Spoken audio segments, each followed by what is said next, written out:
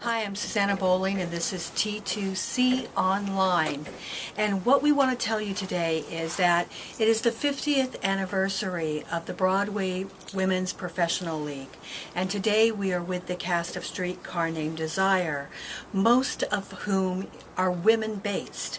So this is a whole new series of women in theater. And I'm going to let the cast and the producer and the director introduce themselves. Hi, my name is Aaliyah Jones. I am one of the two lead producers on A Streetcar Named Desire that opens at the Broadhurst on April 22nd, previews starting April 3rd. Hi, I'm Emily Mann. I'm the director of A Streetcar Named Desire, which opens at the Broadhurst on the 22nd of April and starts previews on April 3rd.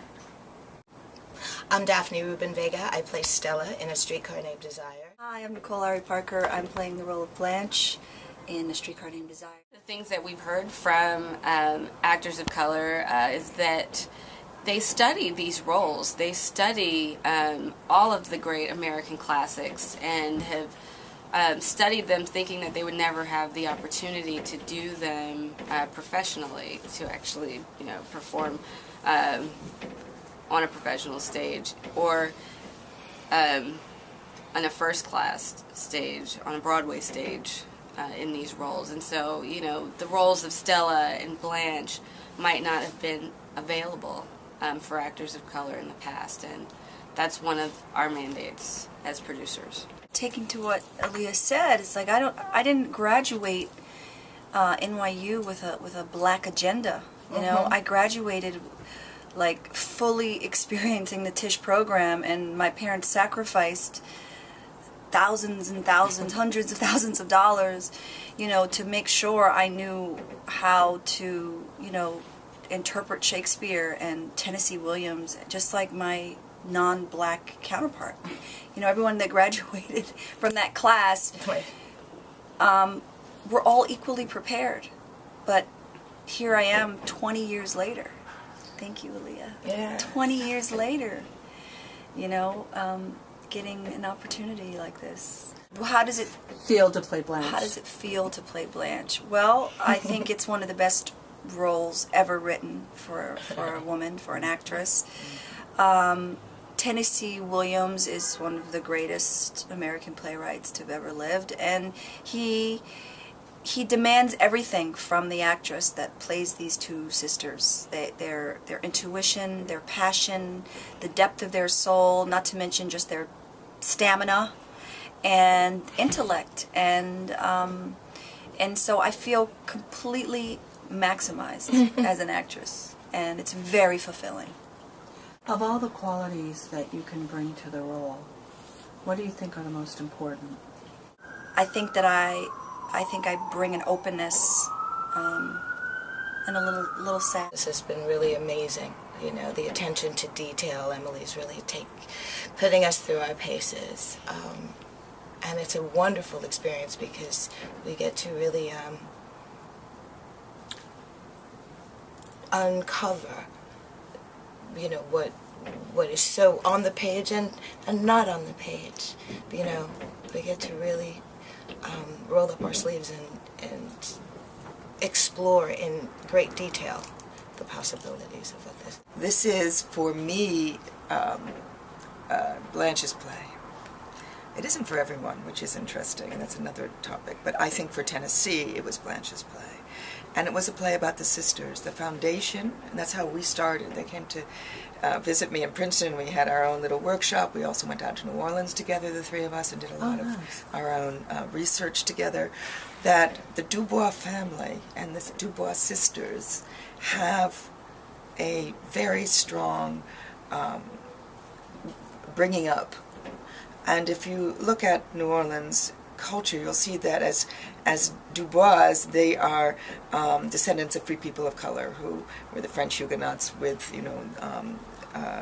the African people who were brought to this country against their will. And when you look at that culture, the quadroon balls, the octoroon balls, that the different plantations sometimes were not just run by free people of color, but they were also a place where a certain society grew up. So these young women were brought up to know how to dance and how to curtsy and how to give a man their hand. And Stella's the rebel. She said, no, I don't want that. And Blanche tried to hold it all together, tried to save all of that, and live that dream.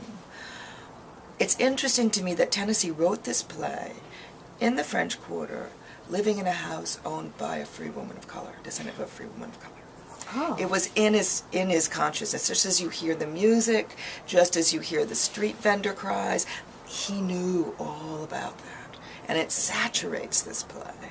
So for me, he always said he wanted to see people of color do this play. And he never really lived to see it. And he wanted it to be done on Broadway, I think in the early 50s, and then it didn't quite come together. But he kept giving permission to other groups to do it, and, you know, universities and regional theaters and all of that, but never saw it in a production like this. I think he'd be so happy.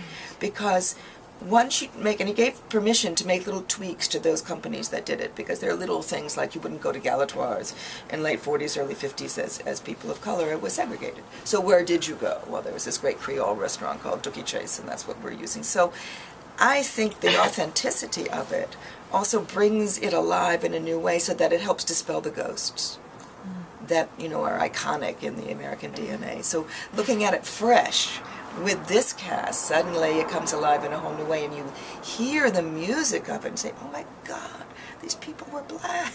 Oh my God, this is African-American speech to the nth degree. So we're having, you know, a thrilling time excavating. I was the first woman to direct on the Guthrie main stage in Minneapolis in the late 70s, and it was The Glass Menagerie. Tennessee's brother, Dakin, came to see it and said it was his favorite production, including the original. So he called Tennessee. And Tennessee called me and said, would you like to direct my last play? So that's how I met. He didn't say last play. He didn't know it was his last play. His latest play. It had to be his last play, unfortunately. So he and I became very close. Was it The Masks? No, it was called A House Not Meant to Stand. Interesting title, to be the last. And so many of the pieces in it were stunning, of course, because it's Tennessee, but I was very young and it wasn't quite ready, and I didn't know how to help him, so I actually didn't end up directing it. I just told him I didn't know how. He said, oh, Miss Emily, this is meant for you. It's like, oh God. Till about just a few months ago, I still held on to this pain in my heart because he died a few years later. But he always told me that I understood him, I understood his mother, and we had a talk about Streetcar. I said, that's my favorite play, and that someday I want to direct it, and I knew I wasn't ready then.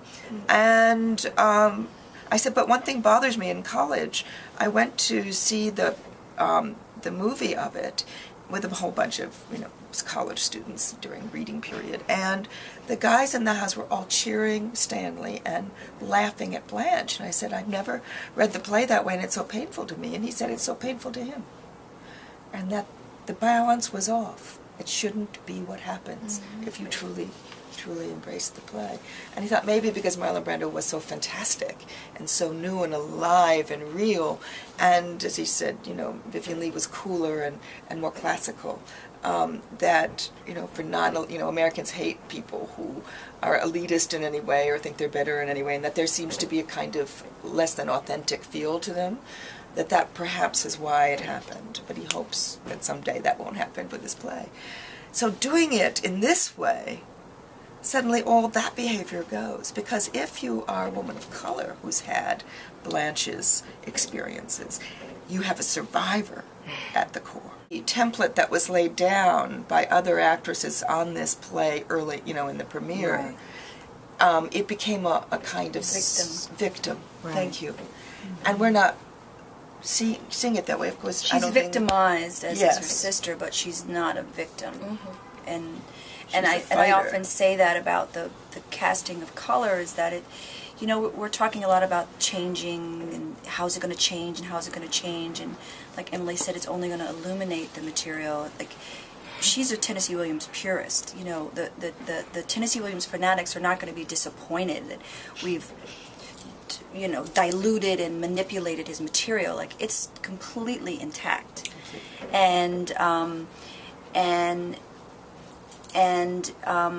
but I think that there's something about African Americans or people of color in this country that lends itself to translating Tennessee Williams characters, because Tennessee Williams loved characters who endured, who Yes. survived, who pushed through, like the little blade of grass in the concrete, even with their The frailty. violence. Yes, and he the talked about violence. that. He often said, these women, they may be butterflies on the outside, but they're iron butterflies or they're steel butterflies. Inside, that core is so strong. And so we're taking that cue, and of course that has been Nicole's instinct on the role from the get-go.